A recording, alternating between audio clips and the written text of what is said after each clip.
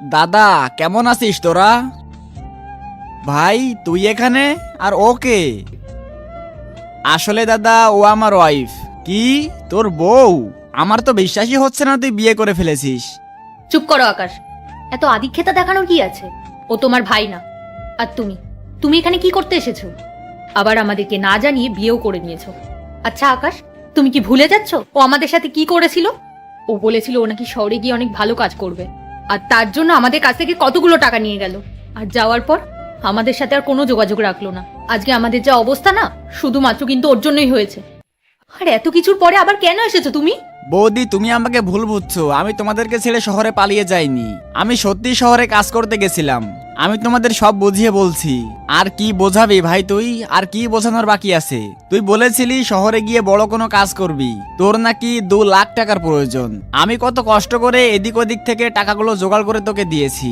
হ্যাঁ, শুধু এটুকুই লোভ ছিল আমার, তুই বড় হয়ে বড় কোনো কাজ করবি, আর তাতে যদি আমাদের কষ্টটা একটু দূর হয়। আর তুই কি করলি? আমাদের সাথে যোগাযোগ করাটাই বন্ধ করে দিলি।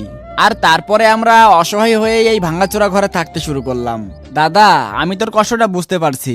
আসলে আমিও নিরুপায় ছিলাম। আমি প্রথমে ওখানে একটা কাজে জয়েন করেছিলাম, কিন্তু কিছুদিন পর সেই কাজটা বন্ধ হয়ে গেছিল। আসলে ওই সময় আমি এমন একটা পরিস্থিতিতে ছিলাম, আমি নিজেও বুঝতে পারছিলাম না আমি কি করব। আর সেই কারণে তোদেরকে এই পরিস্থিতির কথা বলিনি। এরপরে কি হয় সেটা দেখার আগে মায়ের কাছে 10 টাকা চাইলে 20 টাকা দেয়, একটা রুটি চাইলে 2টা রুটি দেয়। সেই মাকে যদি ভালোবেসে থাকো তাহলে ভিডিওটিতে লাইক করে চ্যানেলটি সাবস্ক্রাইব করো, আর কমেন্টে আই লাভ ইউ মা লেখো। কিন্তু এখন আমি একটা ভালো কোম্পানিতে জব করি আর ভালো স্যালারিও পাই।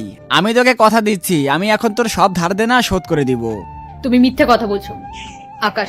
ও আবার আমাদের কিন্তু বোকা বানাতে এসেছে। ওর হয়তো আবার টাকার প্রয়োজন হয়েছে। আচ্ছা ভাই, আমরা তোমার কোন জিনিসটার কমতি রেখেছিলাম? তোদের আর এই ভাঙাচোরা ঘরে থাকার দরকার নেই। চলুন না দাদা বৌদি, আমরা আজ থেকে সবাই একসাথে থাকি। আর এরপরে কি হয় পার্ট 2 দেখতে চাইলে কমেন্ট